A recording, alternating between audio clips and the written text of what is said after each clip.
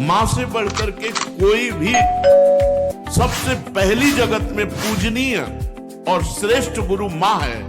इसलिए उन दुर्बुद्धि, उन दुराचारी, उन नरकगामी पुरुषों की क्या बात करें जो अपनी मां के ऊपर हाथ उठा देते हैं, जो अपने मां को कटुवचन कहते हैं। मां जैसा 9 महीने गर्भ में रखा, इसके बाद हमारा कितने वर्षों तक मलमूत्र फेंकती रही, अपने रक्त को दूध बनाकर हमें पिलाकर पोषण करती रही। उस मां का जब सेवा करने का अवसर आता है, अनाथ आश्रम भेजा। माना तो 10 लाख रुपया, 100 लाख रुपया जमा कर देगा अनाथ आश्रम में, उनकी खूब सेवा होगी। लेकिन प्यार,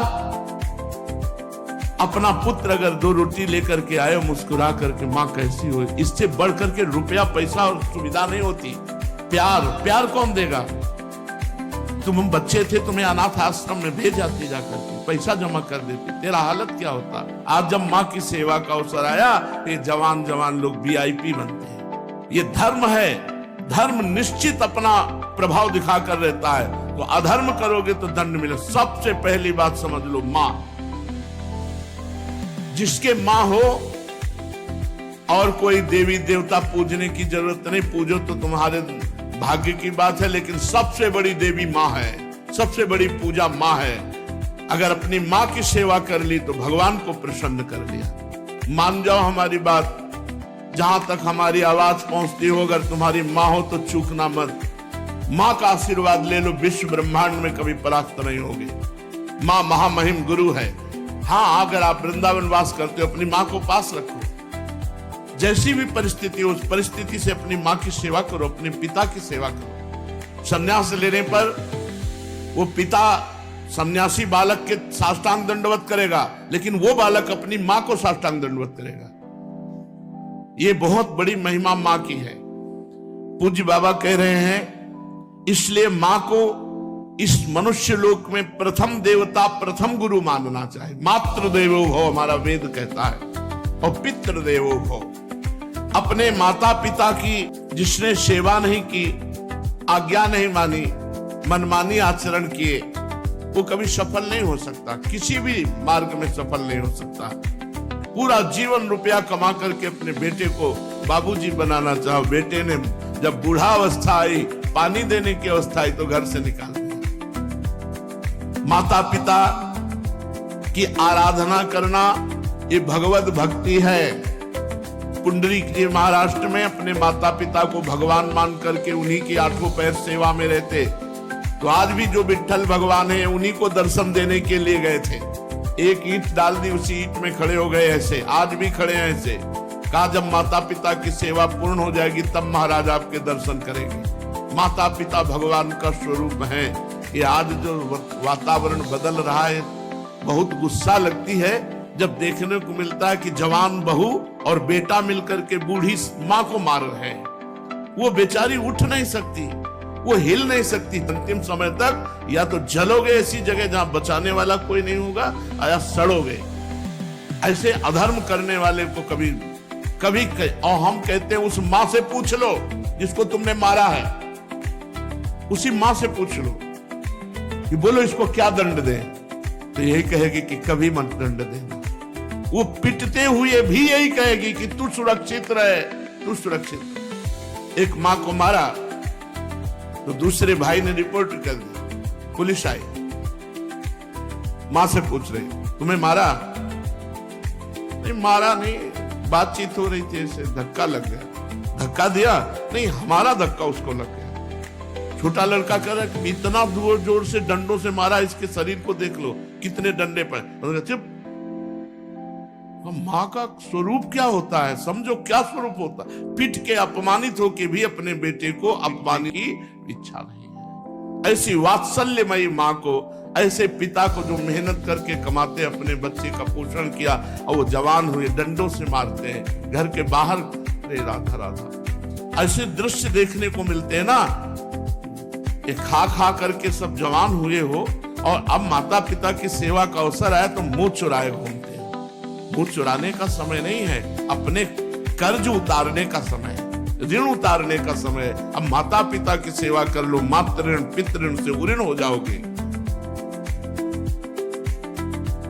हमने आपको कई बार सुनाया है, एक कश्यप नाम के ऋषि थे, महाभारत में है।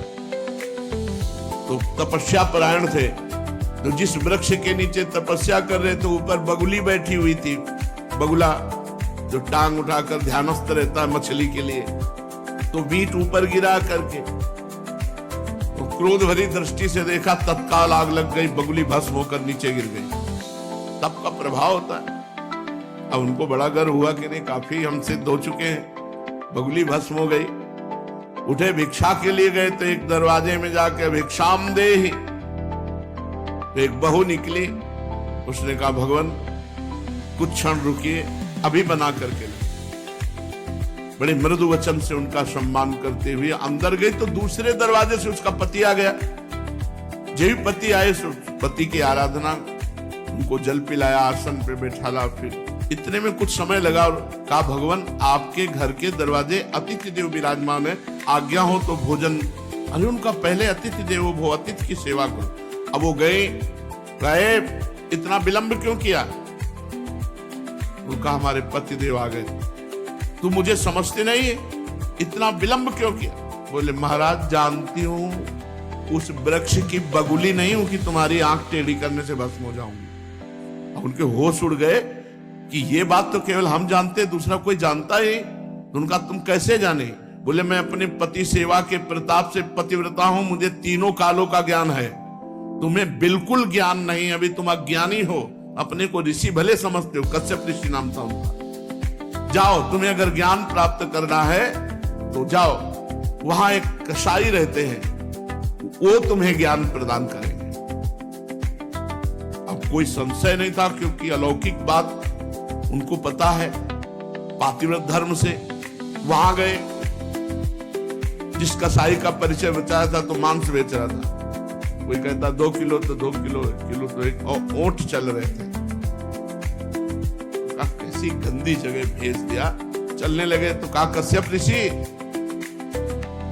आश्चर्य हुआ कि तो नाम बता रहा है हमारा, हमने तो अभी कुछ बात भी नहीं की, वो अमृता ने भेजा है। अब और आश्चर्य हुआ। कहा बोले बस खड़े रहो, मैं अपना व्यापार कर लूं, बस अभी आपके साथ चलता हूं। खड़े रहे, थोड़ी देर में वो बेच दुकान बंद करके आओ। तो उनका पहले ये बताओ, इतना निंदनीय कार्य करते हो तुम? तो उनका मेरा जन्म हुआ है इसी कुल में, मैं हिंसा नहीं करता, मैं मांस लाता हूं और बेचता हूं और अपने परिवार का पोषण करता हूं, क्योंकि मैं ऐसे कुल में जन्मा हूं।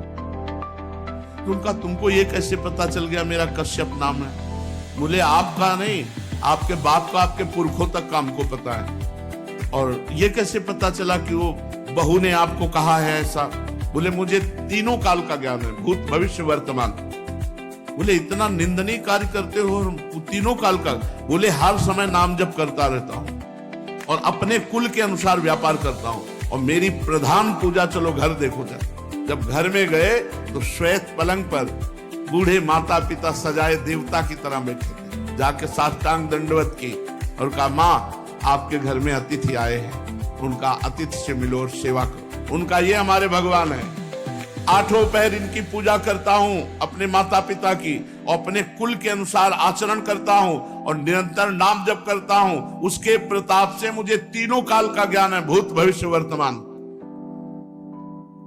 तुम अपने माता पिता को छोड़ करके तपस्या के लिए निकले हो, और वो भी अंधे हैं तुम्हारे माता पिता, जो स्वयं पानी नहीं ले सकते। तुम्हें कभी न परम पद मिलेगा, न स्वर्ग मिलेगा, नरक मिलेगा तुम्हें। उसी समय वापस हो गए, और जब माता पिता का शरीर पूरा हुआ तब पुनः तपस्या में लगे। माता पिता भगवान का स्वरूप है। स्वयं प्रातः काल उठी कै रघुनाथा, मातु पिता गुरु ना वही माथा।